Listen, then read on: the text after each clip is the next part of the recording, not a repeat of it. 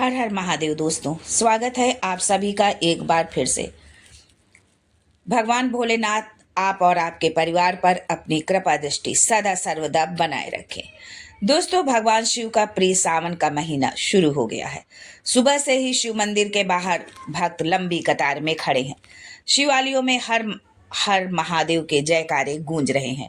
इस पवित्र महीने में आप भगवान भोलेनाथ का अभिषेक करें, उनका पूजन करें तो महादेव अतिशीघ्र प्रसन्न होते हैं। इस इस पवित्र महीने में कई श्रद्धालु भगवान शिव के 12 ज्योतिर्लिंगों के दर्शन करने का संकल्प भी लेते हैं। कहते हैं कि 12 ज्योतिर्लिंगों का दर्शन करने से जीवन का कल्याण हो जाता है। यदि आपने भी ऐसा कोई संकल्प लेने के बारे में सोचा है तो आज हम आपको भगवान शिव और इन ज्योतिर्लिंगों के बारे में बताएंगे और इसकी शुरुआत हम करेंगे गुजरात सोमनाथ ज्योतिर्लिंग से। लेकिन आगे बढ़ने से पहले आपसे रिक्वेस्ट करती हूँ कि वीडियो को लाइक करिएगा, दोस्तों को शेयर कर दीजिएगा और अगर आपने अभी तक चैनल को सब्सक्राइब नहीं किया है तो चैनल को सब्सक्राइब करके बेल आइकन जरूर दबाइएगा। दोस्तों, गुजरात के काठियावाड़ में समुद्र किनारे सोमनाथ मंदिर में ये ज्योतिर्लिंग स्थापित है, जिसे पहले प्रभास क्षेत्र कहा जाता था। वहां दक्ष प्रजापति नाम के राजा की 27 पुत्रियां थी, जिनका विवाह चंद्रमा के साथ हुआ, लेकिन चंद्रमा का अटूट प्रेम केवल रोहिणी से था। इस वजह से राजा दक्ष प्रजापति की अन्य 26 पुत्रियां बेहद दुखी रहने लगीं।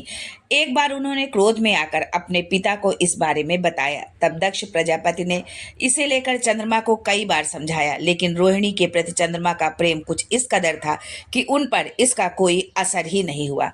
अंततः राजा दक्ष प्रजापति ने नाराज होकर चंद्रमा को श्राप दे दिया। इस श्राप के कारण चंद्रमा की शक्तियां क्षीण होने लगी। चंद्रमा की सारी शक्तियां धीरे धीरे समाप्त होने लगी।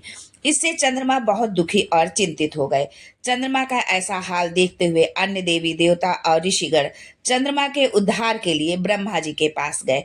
चंद्रमा पर मंडरा रहे इस संकट की कहानी सुनकर ब्रह्मा जी ने कहा कि केवल भगवान शिव उन्हें इस श्राप से मुक्त कर सकते हैं। इसके बाद चंद्रमा ने भगवान शिव की घोर तपस्या की। तब महादेव ने प्रसन्न होकर उन्हें अमृत का वरदान दिया। भगवान शिव ने कहा कि तुम्हें मिला श्राप तो समाप्त होगा ही, साथ ही साथ दक्ष प्रजापति के वचनों की रक्षा भी होगी। कृष्ण पक्ष में रोजाना तुम्हारी एक एक शक्ति वापस आती जाएगी, लेकिन दोबारा शुक्ल पक्ष में उसी क्रम से तुम्हारी एक एक कला बढ़ जाएगी।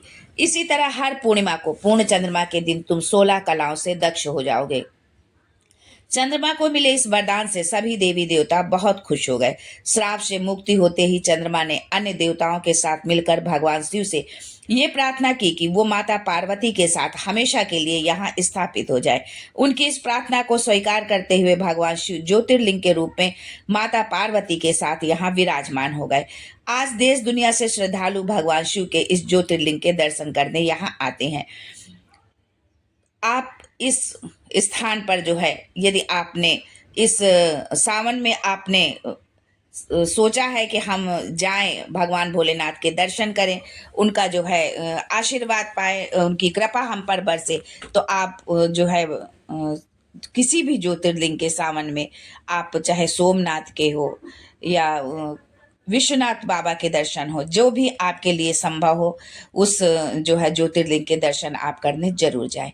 आज के लिए बस इतना ही। फिर मिलते हैं एक नई जानकारी के साथ। तब तक के लिए Har Har Mahadev and thanks for watching my video.